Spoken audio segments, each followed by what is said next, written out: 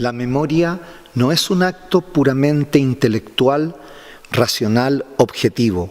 Al revés, convoca sentimientos, pasiones, miedos, sentidos.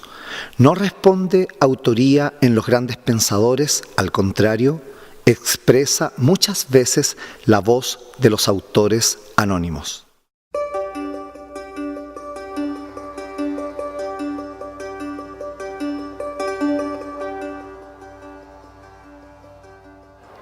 Cuando aún no terminábamos de ver los murales de la primera cuadra, mi padre me dijo entusiasmado que en la cuadra paralela habían más murales, y sin pensarlo los dos fuimos a verlo. Hubo una vez de aquella segunda cuadra que me llamó mucho la atención. Estaba frente a una plaza. Era gigante, como todos. Representaba el torso de un hombre que en su interior ocurrían cosas que hacían una especie de mariachis esqueléticos. Me encantó, no lo había visto antes, ni en fotos. Sentado en una de las bancas del frente del mural que se situaba en la plaza, había un vagabundo, que miraba hipnotizado al igual que nosotros el mural. Parecía inmóvil, muerto, un muerto más del mural.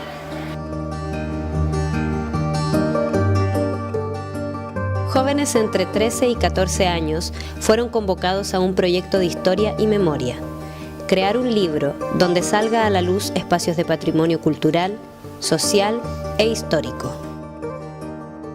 El desafío era escribir a modo de crónica un relato de memoria. Debían encontrar una historia que los identificara, que les llamara la atención o que tuviera algún significado personal. Yo siempre pasaba por Avenida Departamental en auto con mi papá y siempre me llamaron mucho la atención los murales, pero nunca nos detuvimos a verlos. Cuando fui ahí, llegué y me pasaron muchas cosas. Me emocioné, me inspiré, me sentí agradecida porque uno no en cualquier parte tiene como la posibilidad de ir y ver eso, que es algo muy bonito y muy increíble, como así, tan fácilmente, con tanta facilidad. Un día me senté donde se ponen los conserjes a ver cuánta gente pasaba y me di cuenta de que harta gente pasaba y nunca los saludaban. A mí se me ocurrió entrevistar a esa persona porque veía que él tenía harto contacto con las personas, pero que casi nunca nadie conocía de su vida. Bueno, yo elegí el Persa Biobío porque es un lugar que me identifica mucho, ya que voy muy seguido y conozco a harta gente allá y siento que hay como una buena energía, como que la gente sociabiliza, y encontré que era un buen lugar ya que iba seguido y podía hacer una entrevista fácilmente. Yo escribí la historia de mi abuela porque encontré súper valiente de su parte refugiar a tanta gente. En una oportunidad llegó muy alto la valentía de mi abuela. Yo participó directamente cuando sacaron a una mujer muy importante y perseguida.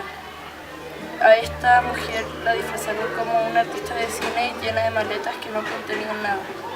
Mi abuela se hizo pasar por la esposa de un cura. Junto a su hija partieron al aeropuerto a despedir a esta mujer teniendo que actuar y mostrar mucha felicidad, siendo que por dentro estaban con mucho temor ya que ellos sabían que era muy peligroso lo que estaban haciendo.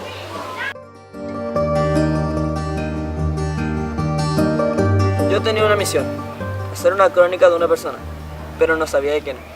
Pensé en un conserje, ya que todos los días ven personas, conversan con ellas, pero no por estar todo el día en una silla apretando botones y atendiendo gente significa que no tengan una vida.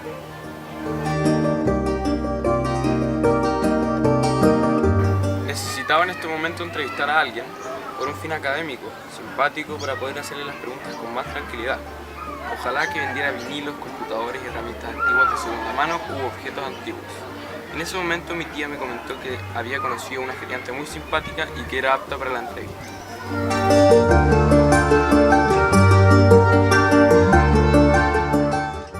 Este fue un trabajo de largo aliento, en donde los textos se construyeron a pulso, revisitados y reescritos una y otra vez, hasta encontrar el tono adecuado. Apenas empecé a escribir, me solté instantáneamente y escribía y se me hizo muy difícil acortarlo y no alargarlo tanto. Yo me acerqué con un bloc de notas a conversar con el conserje y le empecé a hacer preguntas para la crónica.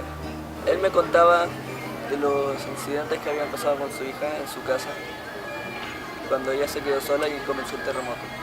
Bueno, yo al principio tenía una idea básica, que era simplemente escribir como una especie de artículo de Persa Bio Bio, pero después me fueron corrigiendo los temas que tenía que hacer, que era entrevistar a una persona que me identificara en el persa.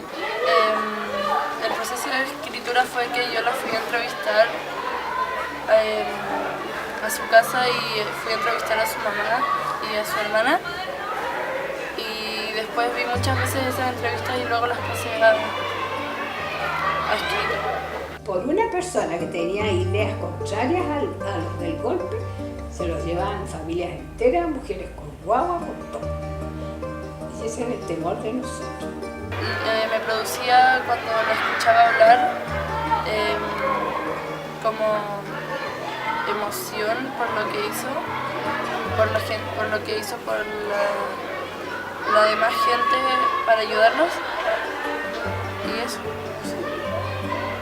Y al pasado el tiempo fui corrigiendo faltas de ortografía, párrafos que quizás no coordinaban mucho, entonces finalmente terminé escribiendo el texto adecuadamente como lo pidió el profesor. El proceso de escritura, yo tenía las preguntas y las respuestas anotadas en un papel, y también lo que él me decía lo tenía en la mente, no podía olvidarlo, así que empecé a anotar todo lo que pensaba y después lo transformé en mi libro.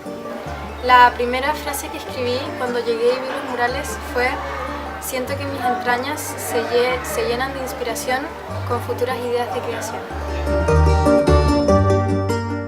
Este pequeño libro nos invita a mirar con un aire renovado nuestro pasado y presente. Es aquel que construimos, es aquel que nos pertenece.